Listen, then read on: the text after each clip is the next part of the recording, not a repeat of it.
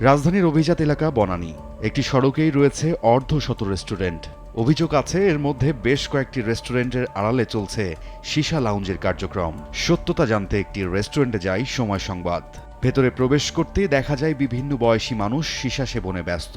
এটি কি রেস্টুরেন্ট নাকি সিসা লাউঞ্জ জানতে গেলে পালানোর চেষ্টা করেন দায়িত্বরতরা। আপনাদের এখানে মূলত কি এটা কি সীসা বার নাকি রেস্টুরেন্ট না কি বলেন, কথা বলে যান। হ্যাঁ,